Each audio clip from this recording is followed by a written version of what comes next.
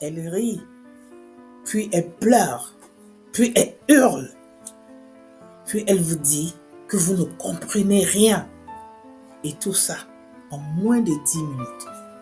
Non, vous n'avez pas affaire à un ouragan tropical, mais à un ado.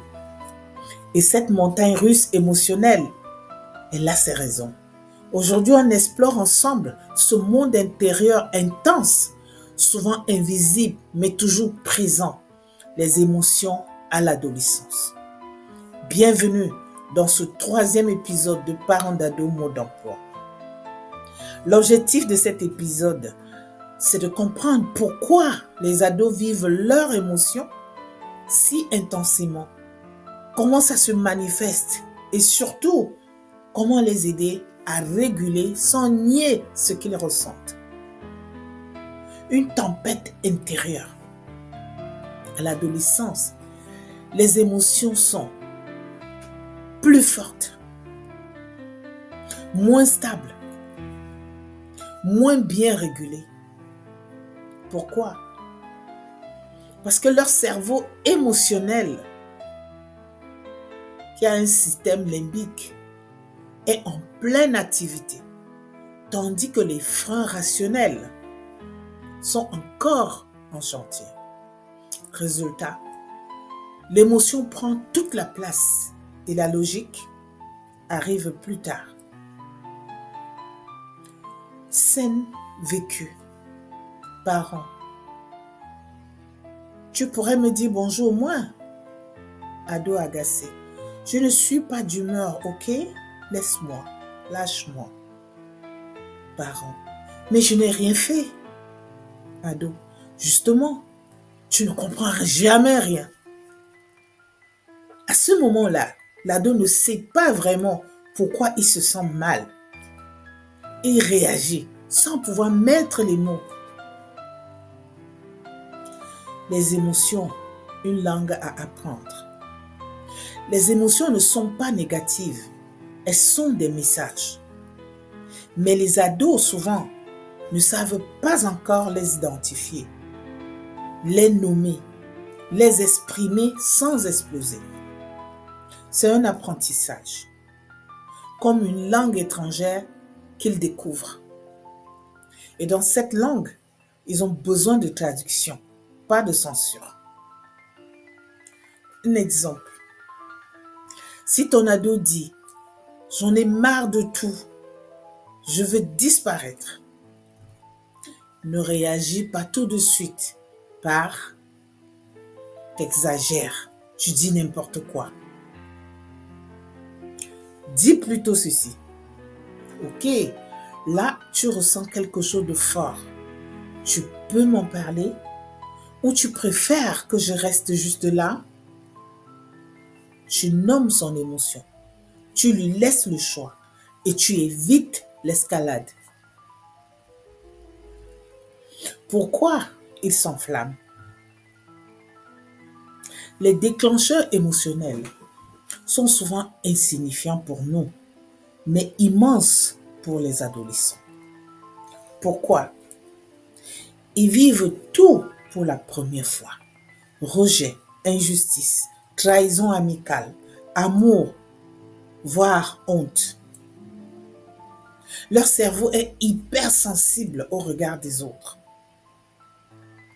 Leur identité fragile est sans cesse remise en cause. Un simple message laissé en vue, un regard de travers, un mot mal interprété et l'émotion déborde. Exemple de déclencheur invisible. Ado claque la porte en rentrant. Parents. Qu'est-ce qui se passe? Ado, rien. En réalité, il vient de se faire humilier en classe ou a vu son crush liker une photo d'un autre. Mais il n'a pas les mots pour le dire.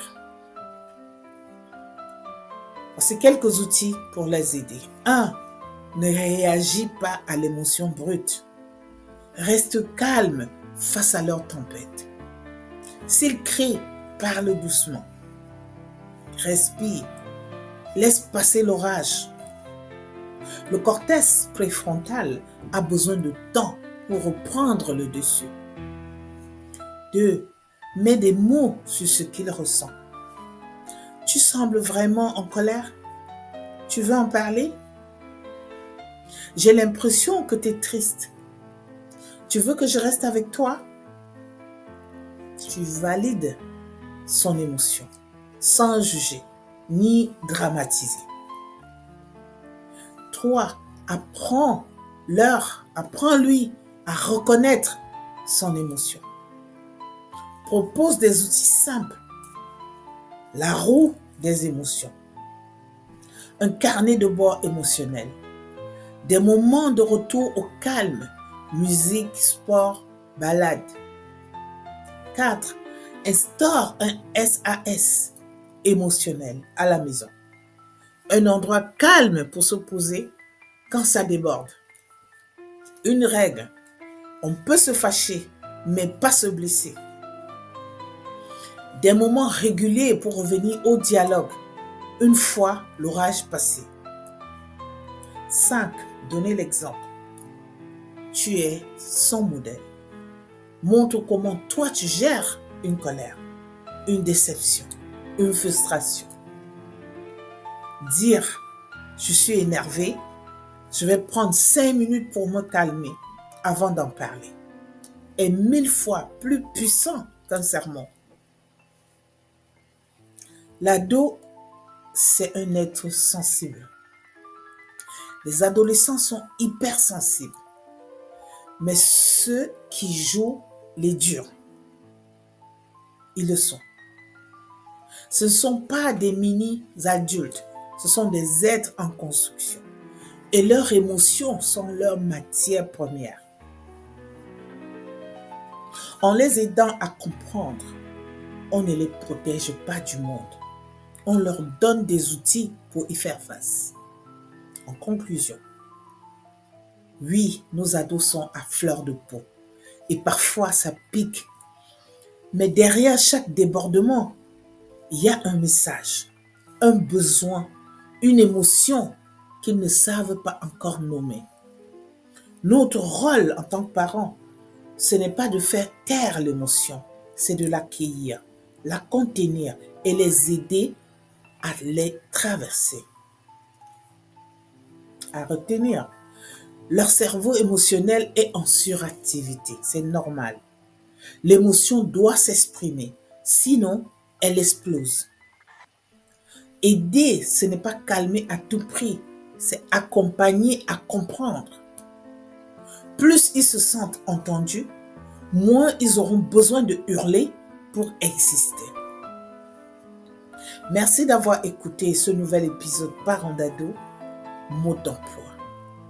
Si vous êtes touché parce que vous entendez, n'hésitez pas à partager ce podcast avec d'autres parents ou à m'écrire vos propres anecdotes, vos galères, vos petites victoires.